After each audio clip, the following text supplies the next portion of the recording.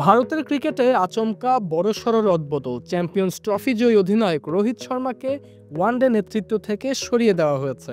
কোনো রকম আলোচনা ছাড়াই তার কাছ থেকে কেড়ে নেওয়া হয়েছে নেতৃত্বভার।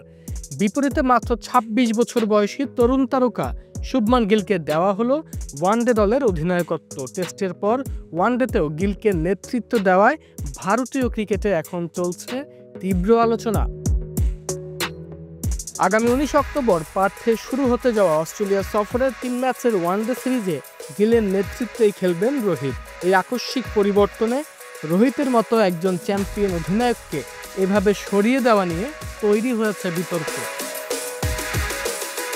প্রাক্তন ভারতীয় ক্রিকেটার মোহাম্মদ কাইফ তার ইউটিউব চ্যানেলে এই সিদ্ধান্তের সমালোচনা করেছেন। তিনি মনে করেন গিলকে এত দ্রুত সব দায়িত্ব চাপিয়ে দেওয়া হিতে বিপরীত হতে পারে।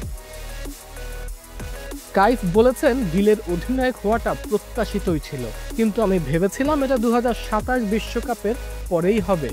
ছেলেটার স্কিল রয়েছে, কিন্তু এখন সব বোঝা গিলের ওপর পড়ছে। খুব তাড়াতাড়ি সবকিছু পাচ্ছে, এতে ক্ষতির সম্ভাবনাও রয়েছে। এত অল্প সময়ে এত কিছু পেলে সেটা বুমেরাং হতে পারে। তিনি আরও মনে করেন, গিল নিজে এই অধিনায়কত্ব চাননি, বরং নির্বাচকেরা জোর করেই তাকে চাপিয়ে দিয়েছেন। টি-20 দলের সহ অধিনায়ক করার অর্থ স্পষ্ট। আগামী বছর সূর্যকুমার যাদব বিদায় নিলে সেখানেও গিলই নেতৃত্ব পাবেন।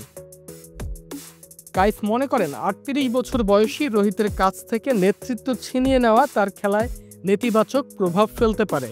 রোহিত সর্বশেষ চ্যাম্পিয়ন্স ট্রফিতে ভারতকে চ্যাম্পিয়ন করেছিলেন। কাইফের বিশ্লেষণ, যখন অধিনায়কত্ব ছিনিয়ে নেওয়া হয়, আমি মনে করি একজন খেলোয়াড় তার মূল শক্তিটা হারিয়ে ফেলে। রোহিত প্রতি ম্যাচে সেঞ্চুরি করে না, কিন্তু বড় ম্যাচে রান করে, যেমন চ্যাম্পিয়ন্স ট্রফিতে ৭৬ রান করেছিল।